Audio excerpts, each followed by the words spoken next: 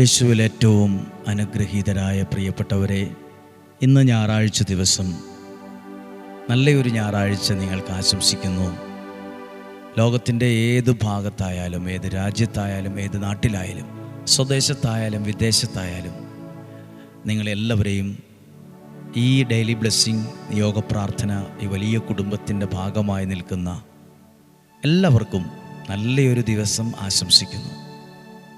ഇന്നർപ്പിക്കുന്ന പ്രാർത്ഥനയിൽ, ഇന്നർപ്പിക്കുന്ന വിശുദ്ധ കുർബാനയിൽ നിങ്ങൾ ഓരോരുത്തരും ഉണ്ടായിരിക്കും. ഡെയിലി ബ്ലെസ്സിങ്ങിൽ പ്രാർത്ഥിക്കുന്ന, വചനം കേൾക്കുന്ന എല്ലാവരെയും ഓർത്തു പ്രാർത്ഥിക്കും. അപ്പോൾ നിങ്ങൾ ചിലപ്പോൾ ചിന്തിക്കും, പരസ്പരം അറിയില്ലല്ലോ, പിന്നെ എങ്ങനെ പ്രാർത്ഥിക്കുമെന്ന്. ഞങ്ങൾ പ്രാർത്ഥിക്കുന്നത് ഇങ്ങനെയാണ്: കർത്താവേ, ഡെയിലി ബ്ലെസ്സിങ്ങിലൂടെ വചനം കേൾക്കുന്ന, നിയോഗ പ്രാർത്ഥനയിൽ വചനം കേൾക്കുന്ന എല്ലാ വ്യക്തികളെയും, കുടുംബങ്ങളെയും, യുവതി യുവാക്കൾ, കുഞ്ഞുങ്ങൾ എല്ലാവരെയും യേശുവെ ഈ കാസയോടും പീലാസയോടും ചേർത്ത് വയ്ക്കുന്നു. അവർക്ക് വേണ്ടി പ്രാർത്ഥിക്കുന്നു. ഈ അപ്പത്തോടും വീഞ്ഞിനോടും ചേർത്ത് വെച്ച് പ്രാർത്ഥിക്കുന്നു. അങ്ങനെയാണ് ഞങ്ങൾ നിങ്ങൾക്ക് വേണ്ടി ഓരോ ആഴ്ചയിലും ഓർത്ത് പ്രാർത്ഥിക്കുന്നത്. സന്തോഷത്തോടെ ഇരിക്കാം. നമുക്ക് വേണ്ടി ചിലരൊക്കെ പ്രാർത്ഥിക്കാനുള്ളതാണ് അനുഗ്രഹമാണ്. നമുക്ക് വേണ്ടി ചിലരൊക്കെ പ്രാർത്ഥിക്കുന്നത് ഉള്ളതുകൊണ്ടാണ് പല പ്രതിസന്ധികളിൽ നമ്മൾ പിടിച്ചു നിൽക്കുന്നതും മുന്നോട്ട് പോകുന്നതും. എത്ര വെയിലുള്ള സ്ഥലമായാലും ഒരു തണൽ മരത്തിൻ്റെ ചോട്ടിലാണ് നിൽക്കുന്നതെങ്കിൽ ആ മരം മുഴുവൻ ആ വെയിൽ കൊണ്ടു അതിൻ്റെ ഫലമായി അതിൻ്റെ ചോട്ടിൽ നിൽക്കുന്ന ഓരോരുത്തർക്കും അതൊരു ആശ്വാസവും തണലുമാണ്. ഡെയിലി ബ്ലെസ്സിങ്ങിൽ വചനം കേൾക്കുന്ന ഓരോരുത്തരും ഒരു വലിയ തണൽ മരത്തിൻ്റെ ചുവട്ടിൽ നിൽക്കുന്ന പോലെ വലിയൊരു വചന കൂടാരത്തിൻ്റെ പ്രാർത്ഥനയുടെ തണലിലാണ് നിൽക്കുന്നത്. നിങ്ങൾക്കൊരാശ്വാസവും സന്തോഷവും ദൈവീക നടത്തിപ്പൊക്കെ അനുഭവിക്കാൻ പറ്റും. ഒത്തിരി സന്തോഷത്തോടെ നിങ്ങളെ ഓർത്ത് നിങ്ങൾക്ക് വേണ്ടി പ്രാർത്ഥിക്കുന്നു. ഇന്ന് ഏതെല്ലാം കാര്യങ്ങൾ നിങ്ങൾ പ്രാർത്ഥിക്കുന്നു, ആ കാര്യങ്ങളിലെല്ലാം ദൈവാനുഗ്രഹം ഉണ്ടാകട്ടെ. ഇന്ന് നമുക്ക് ഈ വചനത്തെ ശ്രവിക്കാം. നിയമാവർത്തന പുസ്തകം 16-ാം അധ്യായം 15-ാമത്തെ വാക്യം. നിയമാവർത്തന പുസ്തകം 16-ാം അധ്യായം 15-ാമത്തെ വാക്യം. നിന്റെ ദൈവമായ കർത്താവ് തെരഞ്ഞെടുക്കുന്ന സ്ഥലത്ത്, വാക്യം ശ്രദ്ധിച്ചോ, ദൈവമായ കർത്താവ്, നിന്റെ ദൈവമായ കർത്താവ് തെരഞ്ഞെടുക്കുന്ന സ്ഥലത്ത്. അപ്പോൾ ദൈവം സ്ഥലം തെരഞ്ഞെടുക്കും. ചില സ്ഥലങ്ങളെ, ചില മനുഷ്യരെ ദൈവം വളരെ പ്രത്യേകമായി തെരഞ്ഞെടുക്കും.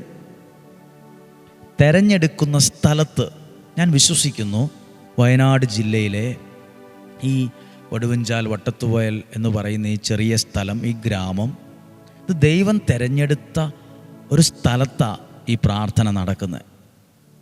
ദൈവം തെരഞ്ഞെടുത്ത സ്ഥലത്ത് അവിടെ മനുഷ്യർക്ക് വരുമ്പോൾ ഒരു ആശ്വാസവും പ്രതീക്ഷയും സന്തോഷവും സമാധാനവും ദൈവത്തിൻ്റെ സ്നേഹവും ദൈവത്തിൻ്റെ കരുതലും എല്ലാം അനുഭവിക്കാൻ പറ്റുന്നുണ്ട്. ആ വാക്യം ഒന്നും കൂടെ വായിക്കുവാണ്. നിന്റെ ദൈവമായ കർത്താവ് തെരഞ്ഞെടുക്കുന്ന സ്ഥലത്ത് അവിടത്തേക്ക് 7 ദിവസം തിരുനാൾ ആഘോഷിക്കണം. തിരുനാൾ ആഘോഷിക്കണം എന്ന് പറഞ്ഞാൽ ദൈവത്തിൻ്റെ സ്ഥലത്ത് വന്ന് അതൊരു ആഘോഷമായ രീതിയിൽ നമ്മൾ ആരാധിക്കുകയും പ്രാർത്ഥിക്കുകയും വേണം. ദൈവം തിരഞ്ഞെടുക്കുന്ന സ്ഥലത്ത്. ഞാൻ ഈ വചനം വായിച്ചപ്പം ഞാനിങ്ങനെ ഓർത്തു, ഈ സ്ഥലത്ത് വ്യാഴം വെള്ളി ദിവസങ്ങൾ ശരിക്കും ഒരു തിരുനാളാഘോഷം പോലെയാണ്. എത്രയോ മനുഷ്യർ വന്ന് പാട്ടുപാടി ആരാധിച്ച് ദൈവത്തിൻ്റെ വചനം കേട്ട് അങ്ങനെ പ്രാർത്ഥിച്ച് പ്രാർത്ഥനയുടെ ഒരു ആഘോഷം നടക്കുന്ന സ്ഥലമാണ്. ദൈവവചനം കേൾക്കുന്നത് കൊതിയോടെയാണ്. ആരെയും പേടിപ്പിച്ച് ഇരുന്ന് കേട്ടോണം, ഇവിടെ ഇരുന്നോണമെന്നൊന്നും ആരോടും പറയാറില്ല. സ്വന്തം ഇഷ്ടപ്രകാരം നിലത്തിരുന്നും നിന്നും ഞാൻ അത്ഭുതപ്പെട്ടിട്ടുണ്ട്. ആളുകൾ 1.5 മണിക്കൂറും 2 മണിക്കൂറും നിന്നുകൊണ്ട്, അതും സഹോദരിമാരല്ല സഹോദരന്മാർ നിന്നുകൊണ്ട് ഈ വചനം ഈ ഹാളിൽ നിന്നുകൊണ്ട് കേൾക്കും. മുറ്റത്ത് നിന്ന് കേൾക്കും, നിന്നുകൊണ്ട് കേൾക്കും. അത്രയും സമയം അതൊരു ആഘോഷമാണ്. ദൈവം തിരഞ്ഞെടുക്കുന്ന സ്ഥലത്ത് അവിടെ ചെന്ന് പ്രാർത്ഥിക്കണം. പ്രാർത്ഥിക്കുമ്പോൾ നിൻ്റെ എല്ലാ വിളവുകളും പ്രയത്നങ്ങളും, നിൻ്റെ എല്ലാ വിളവും പ്രയത്നമൊക്കെ എവിടെയാണ്? അതൊക്കെ നമ്മുടെ ഭവനത്തിൽ, നമ്മുടെ കൃഷിയിടങ്ങൾ, നമ്മുടെ സ്ഥലം, നമ്മുടെ വീട്, അതൊക്കെ ഇരിക്കുന്ന സ്ഥലമാണ്. നമ്മൾ ദൈവം തിരഞ്ഞെടുക്കുന്ന സ്ഥലത്ത് വരുമ്പോൾ നമ്മുടെ വീടും നമ്മുടേതായതെല്ലാത്തിൻ്റെ മേലും നമ്മൾ പോലും അറിയാതെ വരുന്നൊരു അനുഗ്രഹമുണ്ട്. അത് എഴുതിയിട്ടുള്ളത്, നിൻ്റെ എല്ലാ വിളവുകളും പ്രയത്നങ്ങളും നിൻ്റെ ദൈവമായ കർത്താവ് അനുഗ്രഹിക്കും.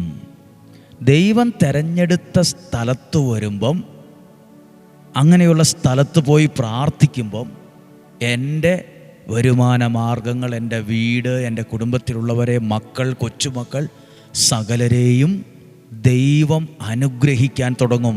മാത്രമല്ല, നീ സന്തോഷഭരിതനാവുകയും ചെയ്യും. നിനക്ക് സന്തോഷം ഉണ്ടാവും. നിനക്ക് നിരാശപ്പെടേണ്ടത് വരില്ല, ദോഷം വരികയില്ല. അപ്പം നിങ്ങൾക്ക് പിടികിട്ടിയോ? നമ്മളോട് പലരും ചോദിക്കും, നിങ്ങളെന്തിനാ അവിടെ പോകുന്നത്? നിങ്ങൾ അവിടെ പോയിട്ട് എന്ത് കിട്ടി? നിങ്ങൾ കുറേയായി പ്രാർത്ഥിച്ചിട്ടൊന്നും കിട്ടിയില്ലല്ലോ. എന്നോടൊരിക്കലും ഒരു സഹോദരി പറഞ്ഞു, എൻ്റെ നാട്ടിലുള്ള കുറേ പേരിപ്പോൾ ഇങ്ങോട്ട് വരാറില്ല. അവരാഗ്രഹിച്ച കാര്യം അവർക്ക് 2 പേർക്ക് നടന്നു കിട്ടാത്തതുകൊണ്ട്, നിങ്ങൾക്ക് നടന്നു കിട്ടിയില്ലല്ലോ, അതുകൊണ്ട് ഞങ്ങളും ഇനി അങ്ങോട്ടൊന്നും ഇല്ലെന്ന് പറഞ്ഞു. ഞാൻ പറഞ്ഞു, സാരമില്ല, അങ്ങനെ ചിന്തിക്കുന്നവർ വരാതിരിക്കട്ടെ, അങ്ങനെ ചിന്തിക്കുന്നവർ വരണ്ട. നിങ്ങൾ ഒരു കാര്യം നടന്നോ നടന്നില്ലയോ എന്നുള്ളതല്ല, നമ്മൾ ദൈവം തിരഞ്ഞെടുക്കുന്ന സ്ഥലത്ത് ചെല്ലുമ്പം കാര്യം നടക്കുമെന്ന് മാത്രമല്ല, എൻ്റെ എല്ലാ വിളവുകളും, എൻ്റെ എല്ലാ പ്രയത്നങ്ങളും ദൈവം അനുഗ്രഹിക്കാൻ തുടങ്ങും. അതൊക്കെ ചില സമയത്ത്, ചില നാളുകൾ കഴിയുമ്പോഴേ കുഞ്ഞെ പിടികിട്ടത്തുള്ളൂ. നമ്മൾ എന്തേലും ഒരു കാര്യം നട്ടു, അന്നേരം തന്നെ അത് പൂവാകണം, കായാകണം, വെട്ടിവിൽക്കണമെന്ന് വിചാരിച്ച് നടക്കില്ല. അത് വിത്ത് മുളച്ച്, അത് വളർന്നു, വെള്ളമൊഴിച്ചു, വളമിട്ടു, കരുതൽ കൊടുത്തു, എന്തെല്ലാം കാര്യങ്ങൾ ചെയ്താലാ അതൊന്ന് പൂക്കുന്നത്, അന്ന് കായ്ക്കുന്നത്, അത് വിൽക്കാൻ പറ്റുന്നത്. അതിന് ഒരു സമയമുണ്ട്. നമ്മൾ ദൈവം തിരഞ്ഞെടുക്കുന്ന ഒരു സ്ഥലത്ത് നിങ്ങളൊരു കാര്യം കേൾക്കണം, ശ്രദ്ധിക്കണം. നിങ്ങളോട് പലരും പറയും, നിങ്ങളവിടെ പോയി പ്രാർത്ഥിച്ചിട്ട് എന്നാ കിട്ടി? നിങ്ങളവിടെ പ്രാർത്ഥിച്ചിട്ട് എന്തെങ്കിലും കിട്ടിയോ? നമ്മളൊരു കടയിലോട്ടല്ല വരുന്നത്, ചെന്നപാടെ പൈസയും കൊടുത്തത് മേടിച്ചുകൊണ്ട് പോവല്ല. ഇതൊരു ഒരു സൂപ്പർ മാർക്കറ്റൊന്നും അല്ല. ഇതൊരു കച്ചവട സ്ഥാപനമല്ല, അല്ലെങ്കിൽ എന്തെങ്കിലും സാധനങ്ങൾ വിൽക്കുന്ന ഒരു കടയല്ല. ഇത് ദൈവത്തെ ആരാധിക്കുന്ന സ്ഥലമാണ്.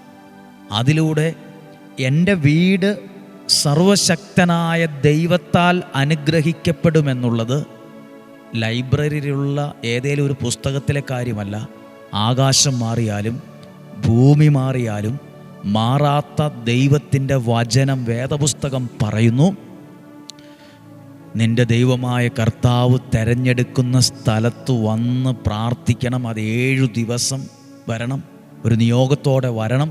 ചുമ്മാ വരരുത്, ഭാഗ്യപരീക്ഷണത്തിന് വരരുത്, നിയോഗത്തോടെ വരണം. വരുമ്പോൾ നിൻ്റെ പ്രയത്നങ്ങൾ, നിൻ്റെ അധ്വാനം, നിൻ്റെ കൃഷിയിടങ്ങൾ എല്ലാം ആരനുഗ്രഹിക്കും? നാട്ടുകാരനുഗ്രഹിക്കുന്നല്ല, ദൈവമായ കർത്താവ് അനുഗ്രഹിക്കും.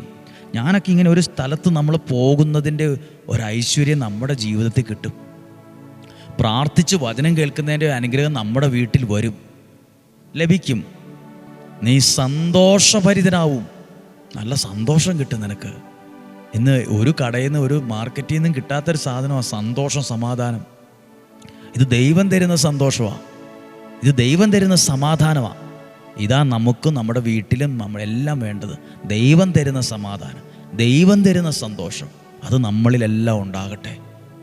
ഇന്ന് പ്രത്യേകം പ്രാർത്ഥിക്കുവാണ്. ദൈവമേ, അങ്ങയുടെ കരങ്ങളിൽ പൂർണ്ണമായും ഏൽപ്പിച്ചു കൊടുത്ത് ദൈവവചനം കേൾക്കുന്ന എനിക്കും എൻ്റെ കുടുംബത്തിനും അനുഗ്രഹം ഉണ്ടാകട്ടെ. ദൈവത്തിൻ്റെ വചനം എനിക്കൊരു അനുഗ്രഹമാകട്ടെ. പ്രാർത്ഥിച്ച്, കർത്താവേ, ഡെയിലി ബ്ലെസ്സിങ്ങിൽ ഇന്ന് വചനം കേൾക്കുന്ന എല്ലാവരെയും ഓർക്കുവാണ്. ഇന്ന് അർപ്പിച്ച വിശുദ്ധ കുർബാനയിൽ, അർപ്പിക്കാൻ പോകുന്ന വിശുദ്ധ കുർബാനയിൽ നിങ്ങൾ ഓരോരുത്തരും ഉണ്ട്. നിങ്ങളൊന്ന് കണ്ണുകളെ അടച്ച് പ്രാർത്ഥിച്ച്, നിൻ്റെ ദൈവമായ കർത്താവ് തിരഞ്ഞെടുക്കുന്ന സ്ഥലത്ത് വരണം. അല്ലാതെ എല്ലാത്തിനും അങ്ങനെ പോയിട്ട് എന്നാ കിട്ടി, നിങ്ങൾക്ക് എന്ത് കിട്ടി, നിങ്ങൾക്ക് കിട്ടിയില്ല അതുകൊണ്ട് എനിക്കും കിട്ടില്ല, അതുകൊണ്ട് ഞാൻ വരുന്നില്ല. അതെല്ലാം എനിക്കറിയില്ല അതിനെന്താ പറയേണ്ടതെന്ന്. പ്രിയപ്പെട്ടവരെ, നമ്മളെ അനുഗ്രഹിക്കുന്നൊരു ദൈവമുണ്ട്. നമ്മുടെ പ്രാർത്ഥന കേൾക്കുന്ന ഒരു ദൈവമുണ്ട്. അതാത് സമയത്ത്, ഉചിതമായ സമയത്ത് കാര്യങ്ങൾ ഭംഗിയാവും. അവിടെ ദൈവത്തിൻ്റെ കരം വെളിപ്പെടും. അതൊക്കെ ഓരോരുത്തരുടെയും അനുഭവമാണ്. പ്രാർത്ഥിക്കട്ടെ. കർത്താവേ, അങ്ങയുടെ വചനം ഈ ഞായറാഴ്ച ദിവസം കേട്ട എല്ലാവരെയും മനസ്സുകൊണ്ട് ദൈവനാമത്തിൽ ഈ വചനത്തിലൂടെ അനുഗ്രഹിച്ചു പ്രാർത്ഥിക്കുന്നു. ഈ ആലയത്തിൽ കണ്ണുനീരോടെ പ്രാർത്ഥിച്ച അനേകം മനുഷ്യരുണ്ട്. അനേകരുടെ പ്രാർത്ഥനയ്ക്ക് മറുപടി കിട്ടിയ സ്ഥലമാണ്. അനേകരെ ദൈവം ഏറ്റെടുത്ത സ്ഥലമാണ്. അനേകരുടെ ജീവിതത്തെ ദൈവം തൊട്ട നിമിഷമാണ്. ദൈവം തൊട്ട് ശക്തിപ്പെടുത്തിയ നിമിഷമാണ്. മരണത്തിൻ്റെ നിഴൽ വീണ താഴ്വരയിൽ നിന്ന് പോലും ദൈവം മനുഷ്യരെ രക്ഷപ്പെടുത്തിയ സ്ഥലമാണിത്. അങ്ങയുടെ നാമത്തിൽ ഈ വചനം കേൾക്കുന്നവരെ നിങ്ങളോട് പറയട്ടെ, നിങ്ങൾ കേട്ട ഈ വചനം നിങ്ങൾ മാത്രമല്ല, നിങ്ങളുടെ ഫോണിൽ അയച്ചു കൊടുക്കാൻ പറ്റുന്ന ഒരുപാട് പേരുണ്ട്. അവർക്കൊക്കെ അയച്ചു കൊടുക്കണം. നിങ്ങളിലൂടെ ഒരു 100-100 പേരെങ്കിലും വചനം കേൾക്കാൻ ഇടയാകട്ടെ. നിങ്ങളിലൂടെ ഒരു 10,000 പേരുടെ കണ്ണുനീരൊപ്പാൻ നിങ്ങൾക്ക് കാരണമാകട്ടെ. നിങ്ങളുടെ ജീവിതത്തിന് അതൊരു വിടുതലിന് കാരണമാകട്ടെ. നിങ്ങൾ ദൈവത്താൽ അതിലൂടെ അനുഗ്രഹിക്കപ്പെടുന്ന അനുഭവം ഉണ്ടാകട്ടെ.